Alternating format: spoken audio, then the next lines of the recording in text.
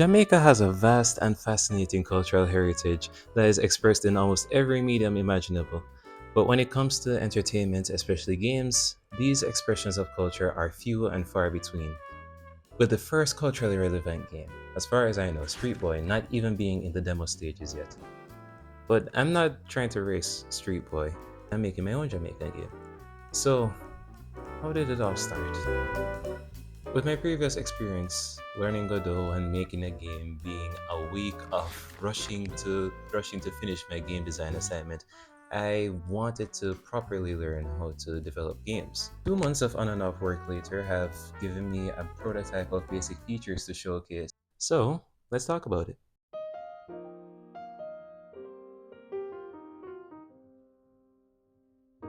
The game is called A Week in the Town. It's about a young boy named Kino who is punished with the task of helping the entire town of Lancaster prepare for the most anticipated night of the year, Grand Market Night.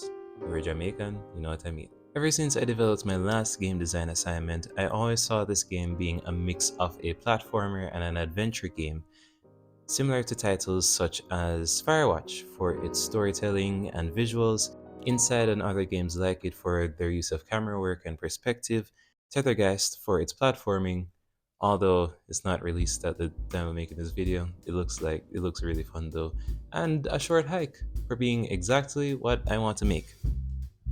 So, what do I want to achieve from this? Right now, I can only explain this in the most accurate measurement of vibes, so here goes. I want players to feel the vibe of hearing your father and uncles reminisce about their youth over a game of dominoes at sunset. I want players to feel the vibe of old women coming home from work yelling out the community's business. I want the game to feel comforting and inviting in a Jamaican way. I want the world to feel big, although it's going to be small in the end. I really want to focus on the dialogue and animations of every character. But for now,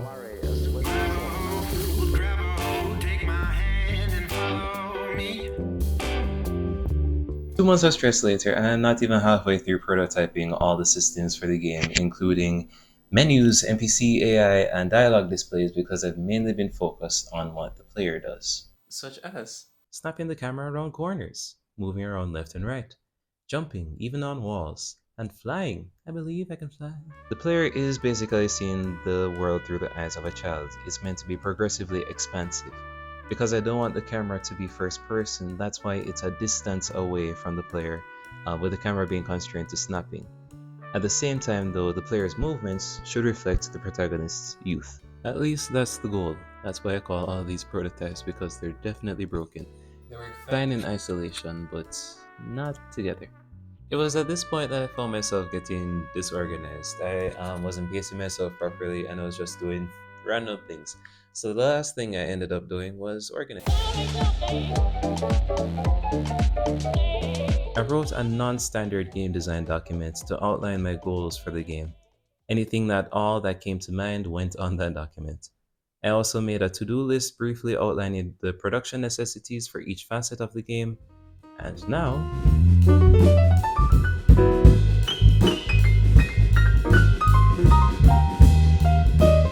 I'm learning that I don't need to be that person that finishes an entire game in a few months. I can take as much time as I need. Right now, the game is in its ugly phase. It's a bunch of cubes with random complementary colors. That's fine. I'm also in this to learn, anyways. The game is messy.